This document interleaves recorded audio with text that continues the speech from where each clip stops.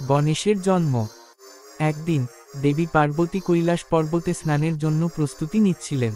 কোনো ঝামেলা এড়াতে তিনি তার স্বামী শিবের ষাঁড় নন্দীকে দরজা পাহারা দিতে এবং কাউকে পাশ কাটিয়ে যেতে না দেওয়ার জন্য বলেছিলেন। নন্দী বিশ্বস্ততার সাথে পার্বতীর ইচ্ছা পূরণের জন্য তার অবস্থান গ্রহণ করেছিলেন। যাই হোক, যখন শিব ঘরে এসে স্বাভাবিকভাবেই প্রবেশ করতে চেয়েছিলেন, তখন নন্দীর প্রথমে শিবের কথা মেনে তাকে যেতে দেওয়া উচিত ছিল। পার্বতী এই ছোট্ট বিষয়ে রেগে গিয়েছিলেন। তার চেয়েও বেশি শিবের নন্দীর মতো অনুগত আর কেউ নেই এই বিষয়টিতে। তাই তিনি তার শরীর থেকে স্নানের জন্য হলুদের এক টুকরো নিয়ে তাতে প্রাণ সঞ্চার করেছিলেন, গণেশকে সৃষ্টি করেছিলেন এবং তাকে তার নিজের অনুগত পুত্র ঘোষণা করেছিলেন। পরের বার পার্বতী স্নান করতে চাইলেন, তিনি গণেশকে দরজা পাহারা দিতে বাধ্য করেছিলেন। সময়ের সাথে সাথে শিব বাড়িতে আসেন, কিন্তু এই অদ্ভুত ছেলেটি বলেছিল যে সে তার নিজের ঘরে প্রবেশ করতে পারবে না। ক্রুদ্ধ শিব তার সেনাবাহিনীকে ছেলেটিকে ধ্বংস করার নির্দেশ দিয়েছিলেন, কিন্তু তারা সবাই ব্যর্থ হয়েছিল। গণেশের এত ক্ষমতা ছিল কারণ সে একজন দেবীর পুত্র ছিল।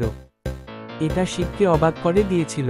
এই ছেলেটি কোনো সাধারণ ছেলে নয় দেখে সাধারণত শান্ত শিব তার সাথে যুদ্ধ করার সিদ্ধান্ত নেন এবং ঐশ্বরিক ক্রোধে তিনি গণেশের মাথা কেটে ফেলেন এবং তৎক্ষণাৎ তাকে হত্যা করেন। পার্বতী যখন এই কথা জানতে পারেন, তখন তিনি এতটাই ক্রুদ্ধ এবং অপমানিত হন যে তিনি সমগ্র সৃষ্টি ধ্বংস করার সিদ্ধান্ত নেন। স্রষ্টা ব্রহ্মা স্বাভাবিকভাবেই এতে সমস্যায় পড়েন এবং তার কঠোর পরিকল্পনা পুনর্বিবেচনা করার জন্য তাকে অনুরোধ করেন। তিনি বলেন যে দুটি শর্ত পূরণ হলেই তিনি তা করবেন: একটি, গণেশকে জীবিত করা, এবং দুটি, অন্যান্য সমস্ত দেবতাদের সামনে তাকে চিরকালের জন্য উপাসনা করা। এখন ঠান্ডা মাথায় থাকা শিব তার ভুল বুঝতে পেরে পার্বতীর শর্ত মেনে নেন। তিনি ব্রহ্মাকে উত্তর দিকে মাথা নিয়ে পড়ে থাকা প্রথম প্রাণীর মাথা ফিরিয়ে আনতে পাঠান। শীঘ্রই ব্রহ্মা একটি শক্তিশালী এবং শক্তিশালী হাতির মাথা নিয়ে ফিরে আসেন, যা শিব গণেশের শরীরে স্থাপন করেন, তাকে একটি নতুন জীবন দিয়ে। তিনি গণপতিকে তার নিজের পুত্র হিসাবে ঘোষণা করেন এবং তাকে গণপতি উপাধি দেন, যা সমস্ত গণের প্রাণীর নেতা। প্রথম নজরে এই গল্পটি আমাদের বাচ্চাদের বলার জন্য একটি সুন্দর গল্প বা কোনো অর্থহীন গল্প বলে মনে হয়। তবে এর প্রকৃত আধ্যাত্মিক অর্থ লুকিয়ে আছে। এটি নিম্নরূপ ব্যাখ্যা করা হয়েছে: দেবী পার্বতীর এক রূপ, পরশক্তি, পরম শক্তি। মানবদেহে তিনি কুণ্ডলিনী শক্তির আকারে মূলাধার চক্রে বাস করেন। বলা হয় যে যখন আমরা নিজেদেরকে শুদ্ধ করি এবং আমাদের আবদ্ধকারী অশুচিতা দূর করি, তখন ঈশ্বর স্বয়ংক্রিয়ভাবে আসেন। সেই কারণেই যখন পার্বতী স্নান করতেন, তখন ভগবান শিব অঘোষিতভাবে এসেছিলেন। নন্দী, শিবের ষাঁড়, যাকে পার্বতী প্রথমে দরজা পাহারা দেওয়ার জন্য পাঠিয়েছিলেন, তিনি ঐশ্বরিক প্রকৃতির প্রতিনিধিত্ব করেন। নন্দী শিবের প্রতি অত্যন্ত ভক্ত, তার সমস্ত চিন্তাভাবনা তার দিকে পরিচালিত হয় এবং তিনি যখন আসেন তখন তিনি সহজেই ভগবানকে চিনতে পারেন। এটি দেখায় যে একজন আধ্যাত্মিক তপস্বীর মনোভাব। দেবীর আবাসে কুণ্ডলিনী শক্তি প্রবেশ করে। একমাত্র দেবীই যে সর্বোচ্চ আধ্যাত্মিক সাধনা তহবিল দিতে পারেন, তার অধিকারী হওয়ার আগে একজন ভক্তের এই মনোভাব গড়ে তুলতে হবে। নন্দী শিবকে ভেতরে প্রবেশ করার পর পার্বতী তার শরীর থেকে হলুদের একটি টুকরো নিয়ে গণেশ তৈরি করতে ব্যবহার করেন। হলুদ হল মূলাধার চক্রের সাথে সম্পর্কিত রং, যেখানে কুণ্ডলিনী বাস করেন, এবং এই চক্র রক্ষাকারী দেবতা হলেন গণেশ।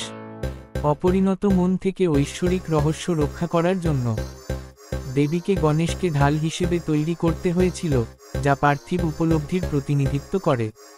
যখন এই সচেতনতা জাগতিক বিষয়গুলি থেকে এবং নন্দীর মতো ঐশ্বরিক দিকে ফিরে যেতে শুরু করে, তখন মহান রহস্য প্রকাশিত হয়।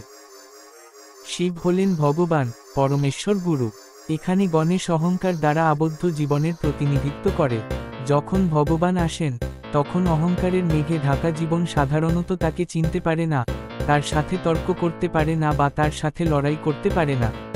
অতএব গুরুরূপে ঈশ্বরের কর্তব্য হল আমাদের অহংকারের মাথা কেটে ফেলা। যাই হোক, এই অহংকার এতটাই শক্তিশালী যে প্রথমে গুরুর পরামর্শ কাজ নাও করতে পারে, কারণ শিবের শক্তি গণেশকে বশ করতে পারে না।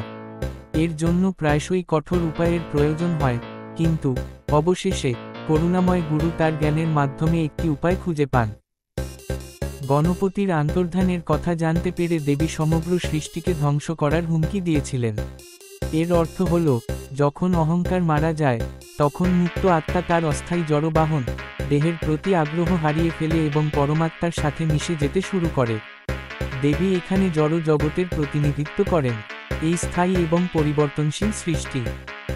দেবীর একটি রূপ, এবং এই দেহটি তার। শিবের অপরিবর্তনীয় পূর্ণতা হল আত্মার। যখন অহংকার মারা যায়, তখন বাহ্যিক জগৎ, যা তার অস্তিত্বের জন্য অহংকারের উপর নির্ভর করে, তার সাথে অদৃশ্য হয়ে যায়। আমাদের বলা হয়েছে যে আমরা যদি এই জগতের গোপন রহস্য জানতে চাই, যা দেবীর প্রকাশ, তাহলে আমাদের প্রথমে গণেশের আশীর্বাদ চাইতে হবে। শিব গণেশকে পুনরুজ্জীবিত করেছিলেন এবং তার মাথাটি হাতির মাথা দিয়ে প্রতিস্থাপন করেছিলেন। এই সত্যের অর্থ হল যে দেহ ত্যাগ করার আগে ভগবান প্রথমে আমাদের ছোট অহংকারকে বৃহৎ বা সর্বজনীন অহংকার দিয়ে প্রতিস্থাপন করেন। এর অর্থ এই নয় যে আমরা আরও অহংকারী হয়ে উঠি। পরিবর্তে আমরা আর সীমিত ব্যক্তিগত স্বভাবের সাথে নিজেকে চিহ্নিত করি না, বরং বৃহত্তর সর্বজনীন স্বভাবের সাথে। এইভাবে আমাদের জীবন পুনর্নবীকরণ করা হয়, এমন একটি জীবন যা প্রকৃতপক্ষে সৃষ্টির উপকার করে। তবে কৃষ্ণ এবং বুদ্ধ যা ধরে রেখেছিলেন তা ছিল কেবল একটি শক্তিশালী অহংকার। এটি একটি পাতলা সুতোর মতো যা আমাদের স্বাধীনতার অনুভূতিকে আমাদের জগতের সাথে সংযুক্ত করে, আমাদের নিজেদের ভালোর জন্য। গণেশ গণদের শাসন করেন, একটি সাধারণ শব্দ যা পোকামাকড়, প্রাণী এবং মানুষ থেকে শুরু করে সূক্ষ্ম এবং ঐশ্বরিক সত্তা পর্যন্ত সকল ধরনের জীবকে বোঝায়। এই সমস্ত ভিন্ন সত্তা সৃষ্টির শাসনে অবদান রাখে, ঝড় এবং ভূমিকম্পের মতো প্রাকৃতিক শক্তি থেকে শুরু করে আগুন এবং জলের মতো মৌলিক গুণাবলী, শারীরিক অঙ্গ এবং প্রক্রিয়াগুলির কার্যকারিতা পর্যন্ত।